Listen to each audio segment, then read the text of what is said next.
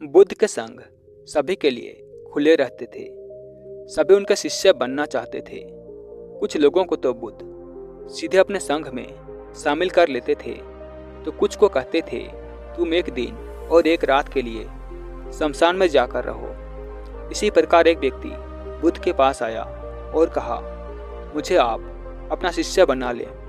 बुद्ध ने उस व्यक्ति से कहा, तुम्हें मेरा शिष्य बनने के लिए एक दिन पूरा और एक रात शमशान में बिताना होगा, और तुम वहाँ जो कुछ भी सीखोगे मुझे आकर बताना। उसके बाद ही तुम संघ में शामिल हो पाओगे। वह व्यक्ति यह सुन घबरा गया। उसने बुद्ध से कहा, दिन में तो ठीक है, लेकिन रात में शमशान में रहना खतरनाक है। बुद्ध ने कहा, कैसा खतरा? व्यक्ति ने कहा, वहाँ भूत प्रेत होंगे, वे मुझे पकड़ लेंगे। बुद्ध ने कहा, क्या तुमने भूत प्रेत देखे हैं? व्यक्ति ने कहा, नहीं, पर मैंने सुना है और कुछ लोगों को देखा है जिसमें भूत आ जाते हैं, वे अजीब अजीब हरकत करते हैं। तब बुद्ध ने कहा, तो तुम्हारे पास यह सुनहरा अवसर है यह जानने का कि भूत प्रेत होते हैं या नहीं। तुम वहाँ एक रात गुजारो और फिर विश्लेषण करके बताना कि भूत प्रेत होते हैं या नहीं। अगर तुम्हें वह मिल गए तो तुम उनका विश्लेषण करना कि वे कैसे होते हैं, और अगर नहीं मिले तो तुम यह भी जान जाओगे कि वे नहीं होते। तुम घबराना मत, वहाँ जो कुछ भी घटना होगी तुम मुझे उसे आकर बताना। व्यक्ति ने कहा, ठीक है गुरुदेव, अगर आप कहते हैं तो एक पूरा दिन और एक रात मैं शमशान में गुजार लूँगा। बुद्ध ने कहा, ठीक है, अभी तुम आश्रम में आराम करो, कल सुबह ही शमशान के लिए निकल जाना। फिर बुद्ध ने अपने 4 शिष्यों को कहा कि यह व्यक्ति कल शमशान जाएगा, तुम सब उसके पीछे जाना और उस पर नज़र रखना, उसका ध्यान रखना, पर याद रहे उसे यह बात पता न चले कि तुम उनके पीछे गए हो। अगले दिन वह व्यक्ति बुद्ध के पास गया और बोला, जैसा आपने कहा था मैं शमशान के लिए निकल रहा हूँ। बुद्ध ने उस व्यक्ति से कहा, ठीक है, अब तुम जा सकते हो। अगले दिन वह बुद्ध के पास आया। बुद्ध उसे देखकर मुस्कुराए और बोले, तुमने एक पूरा दिन वहाँ गुजारा, तुमने क्या देखा और क्या सीखा? व्यक्ति ने कहा, मैं वहाँ सुबह सुबह गया। कुछ देर बाद मैंने देखा कि कुछ लोग एक अर्थी को लेकर आ रहे हैं। कुछ लोग सामान्य थे तो कुछ लोग दुखी थे। वे कह रहे थे कि उस व्यक्ति ने अच्छे कर्म किए हैं, यह बहुत ही किस्मत वाला है। उस बुजुर्ग के बेटे ने अपने पिता की चिता को अग्नि दी। वे कुछ देर वहाँ खड़ा रहा। उसके बाद एक एक करके सभी लोग जाने लगे। थोड़ी देर बाद वहाँ 2 और अर्थी आई, जिसमें एक अर्थी किसी अमीर व्यक्ति की थी जो बहुत सजी धजी थी, उसमें बहुत सारे लोग थे, जबकि दूसरी किसी गरीब व्यक्ति की थी जो बेहद साधारण थी, उसमें कुछ ही लोग थे। अमीर व्यक्ति की चिता चंदन की लकड़ी पर जलाई गई, जबकि गरीब व्यक्ति की साधारण लकड़ी से। पहले अमीर व्यक्ति की चिता को जलाया गया क्योंकि वह अमीर था, जबकि बाद में गरीब व्यक्ति की। थोड़ी देर बाद दोनों व्यक्ति की चिता को जला दिया गया। उसके बाद सभी लोग वहाँ से चले गए, लेकिन मैं वहीं खड़े उसे देखता रहा। बुद्ध ने कहा, तुमने उनकी चिता को देखकर क्या समझा? व्यक्ति ने कहा, बुद्ध, दोनों की चिता एक समान थी। दोनों का शरीर उस चिता में एक समान ही जल रहे थे। उसके बाद दोनों उसमें जल गए। अंतिम में जो बचा वह भी एक जैसा ही था, उसमें कुछ भी अलग नहीं था। हे बुद्ध, उसके बाद वहाँ एक स्त्री की अर्थी आई। उस स्त्री का पति बेहद दुखी था और वहाँ आए सभी लोग भी काफ़ी दुखी थे। वे सभी उसके पति को सांत्वना दे रहे थे। हे बुद्ध, उसमें मैंने देखा कि बहुत लोग काफ़ी ज्ञानी थे। वे ज्ञान की बातें कर रहे थे। वे सब महाज्ञानी कह रहे थे कि यहाँ तो एक दिन सभी को आना ही है। जीवन हमें ज्ञानता और परोपकार से जीना चाहिए। किसी को कभी भी कष्ट नहीं देना चाहिए।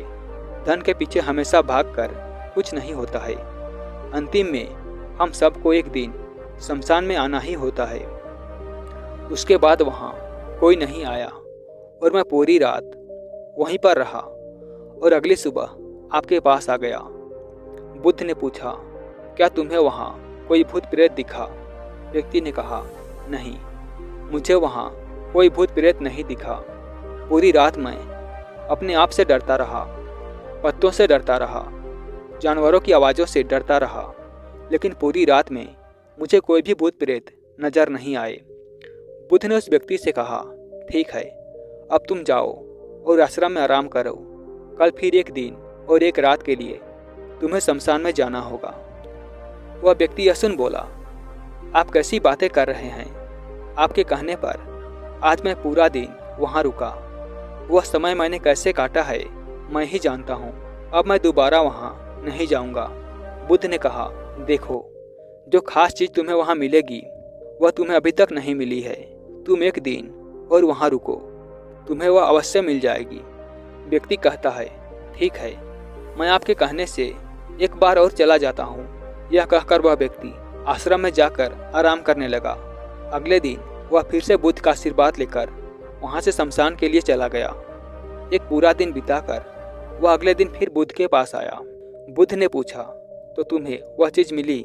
व्यक्ति ने कहा, हाँ, मुझे वह मिला। बुद्ध ने पूछा, तो बताओ, तुम्हें वहाँ क्या मिला? व्यक्ति ने कहा, मैंने देखा कि कुछ लोग शाम को मुझे लेकर आ रहे हैं। मेरे पीछे कुछ 15-20 लोग चल रहे हैं और मुझे 4 कंधों पर उठा रखा है। मेरे पिता आगे आगे चल रहे हैं। कुछ लोग मेरे ऊपर फूल फेंक रहे हैं और मेरे कुछ रिश्तेदार मेरे पीछे चल रहे हैं। वे लोग बेहद दुखी हैं। मेरे पिता और भाई भी बेहद दुखी हैं। कुछ उन्हीं में से दुखी होने का नाटक कर रहे हैं, तो कुछ लोग मेरे पिता को सांत्वना दे रहे हैं और वहीं दूर खड़ा मेरा भाई बेहद दुखी है। कुछ लोग उसे भी सांत्वना देकर बोल रहे हैं, अब तुम ही सबके इकलौते वारिस हो। तो कुछ लोग कह रहे हैं, ये गलत हुआ। वह लड़का तो अभी जवान था, अभी तो उसने कुछ देखा भी नहीं था और उसके साथ ऐसी घटना हो गई। तभी मुझे अर्थी पर लिटा दिया गया और सारा क्रियाकर्म किया जाने लगा। मैं यह सब अर्थी पर लेटे हुए देख रहा था। मैंने उस अर्थी से उठना चाहा, लेकिन मैं उठ नहीं सकता था।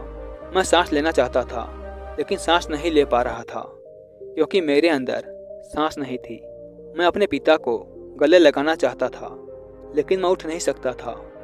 मैं अपने भाई को गले लगाना चाहता था, उसे कहना चाहता था कि तुम माता पिता का ध्यान रखना, लेकिन मैं बस लेटा हुआ देख रहा था, कुछ कर नहीं सकता था। उसके बाद मेरी चिता पर लकड़ियां सजाई जा रही थी। मेरा मुंह भी ढक दिया गया। मुझे अब उस चादर के पार कुछ दिखाई नहीं दे रहा था।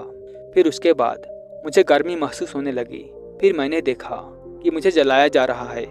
मेरे हाथ पैर जलने लगे, मेरी हड्डियाँ, खाल सब जलने लगा। धीरे धीरे अग्नि और ज़्यादा बढ़ गई थी। मैं वहाँ से उठना चाहता था, मेरा दम घुट रहा था। मैं सांस लेना चाहता था, लेकिन मैं ऐसा कुछ नहीं कर पा रहा था। मैं उस अग्नि में पूरी तरह खो गया।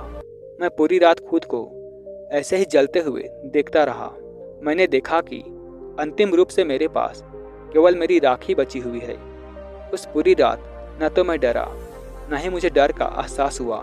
पता नहीं मैं पूरी रात कहाँ खोया रहा, और सुबह होते ही मैं आपके पास आ गया। बुद्ध मुस्कुराए और बोले, अब तुम संघ में शामिल हो सकते हो, और वास्तव में ध्यान और ज्ञान होने के लिए ध्यान का बीज अंदर होना जरूरी है। वह बीज तुम्हें वहाँ कल रात मिला, जब तुमने जाना कि वहाँ सब कुछ नश्वर है। इस दुनिया में सभी व्यक्ति शमशान में जाने के बाद ये तो देख लेते हैं कि सभी को वहाँ जाना है, लेकिन जैसे ही वहाँ से बाहर निकलते हैं वे सब भूल जाते हैं और फिर अपनी जिंदगी वैसे ही जीते हैं, वैसे ही कर्म करते हैं, वैसे ही अधर्म करते हैं, वैसे ही लालच करते हैं और वैसे ही क्रूरता दिखाते हैं। और जैसे ही शमशान में जाते हैं सभी धार्मिक हो जाते हैं। पहली बार जब तुम शमशान में गए तो तुम भी उन्हीं ज्ञानी व्यक्तियों की तरह थे, जैसे कि वहाँ सभी महाज्ञानी व्यक्ति आते हैं। और जैसे ही तुम दोबारा वहाँ गए और आज वापस आए हो तो तुम्हारे अंदर भी ज्ञान का बीज उत्पन्न हो गया है। हम तब तक जीवन को नहीं समझ सकते जब तक हम मृत्यु को नहीं जानते। जो व्यक्ति बीमार है वही स्वास्थ्य के महत्व को समझ सकता है। जो ध्यान का बीज तुमने कल रात पाया, अब उसे तुम्हें लक्ष्य बनाना है, और ऐसा विशाल लक्ष्य तुम्हारे अंदर उत्पन्न होगा जो सभी को ध्यान की छांव से परिपूर्ण करेगा। तो दोस्तों, आपने इस कहानी से क्या सीखा, हमें कमेंट बॉक्स में कमेंट करके ज़रूर बताएं। और इसी तरह का और वीडियो देखने के लिए चैनल को सब्सक्राइब अवश्य करें।